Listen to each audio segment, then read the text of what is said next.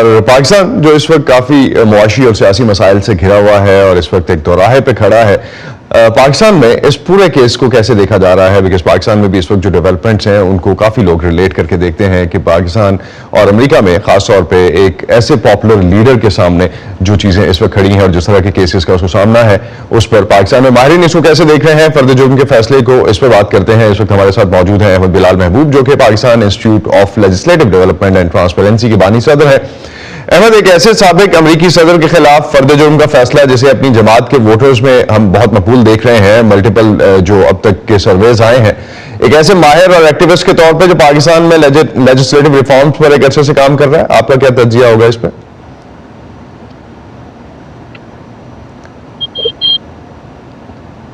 یہ بالکل درست بات ہے کہ عمران خان صاحب پاکستان میں اس وقت مقبولیت کی معراج پہ ہیں۔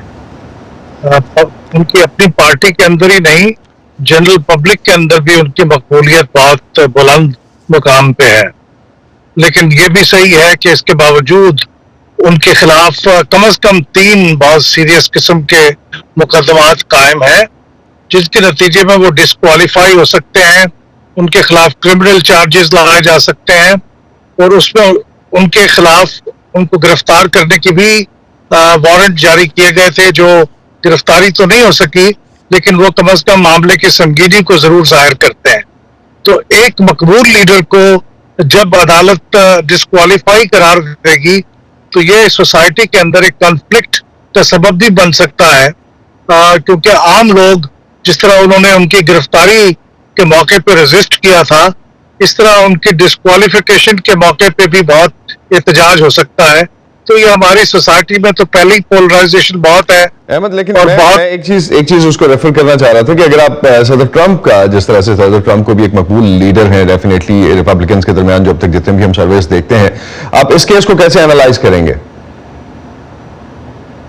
بدقسمتی سے پاکستان میں جو ادارے ہیں رول آف لا کو انفورس کرنے کے، وہ اتنے مضبوط نہیں ہیں۔ یہاں پہ انڈیویجولز زیادہ مضبوط ہیں، اور بعض اوقات جو ادارے ہیں ان کی جو قانونی اختیارات ہیں ان کے اوپر حاوی ہو جاتے ہیں۔ تو یہ امریکہ میں تو یہ ایک سابق صدر کے خلاف اس قسم کی کارروائی ہو رہی ہے، تو شاید وہاں پہ کوئی اتنا بڑا چیلنج نہ بنے، لیکن پاکستان میں چونکہ رول آف لا بہت کمزور ہے اور یہاں پہ افراد زیادہ مضبوط ہیں، تو یہاں پہ ذرا صورتحال مختلف ہوگی، اور یہاں پہ دیکھنا ہوگا کہ کیا ادارے اپنی حاکمیت قائم کر پاتے ہیں یا انہیں اسی طرح پسپائی اختیار کرنی پڑے گی جس طرح گرفتاری کے وقت پسپا ہوئے تھے ہماری پولیس کے ادارے اور ہمارے عدالتی ادارے۔ تو پاکستان میں جو سیاسی عدم استحکام ہے، اور اب جس طرح سے اعلیٰ عدلیہ بھی ایک بحران کی لپیٹ میں ہے، ادارے ایک دوسرے کے اختیارات پر سوال اٹھا رہے ہیں، امریکہ میں جس طرح سے سابق صدر کے کیس کو اب تک ہینڈل کیا گیا ہے، کہ آپ کو لگتا ہے کہ اس سے اداروں کے آزادانہ طور پر کام کرنے کے حوالے سے پاکستان کچھ سیکھ سکتا ہے یا پاکستان کے ادارے کچھ سیکھ سکتے ہیں؟ یقیناً یہ بہت ایک اچھی مثال ہوگی۔ مجھے معلوم ہے کہ کچھ عرصہ قبل جب کانگریس کے اوپر صدر ٹرمپ کے حامیوں نے حملہ کیا تھا، تو وہ ایک پاکستانیوں کے لیے ایک بری مثال کے طور پہ سامنے آئی تھی چیز، کیونکہ ہم یہ امیجن نہیں کر سکتے تھے کہ امریکہ جیسی اسٹیبلشڈ ڈیموکریسی میں ایسا ہو سکتا ہے۔ لیکن اب اگر اس طرح کی کارروائی ہوتی ہے اور ادارے اپنی حاکمیت کو ثابت کرتے ہیں، امریکہ کے اندر ایک انتہائی پاپولر اور مضبوط شخص سابق صدر ٹرمپ کے خلاف، تو یہ پاکستان کے لوگ سوچیں گے ضرور کہ اس طرح کی اگر حاکمیت وہاں پہ ہے تو ہمیں بھی اپنے ہاں قائم ضرور کرنی چاہیے، کم از کم کوشش یا خواب ضرور دیکھنا چاہیے۔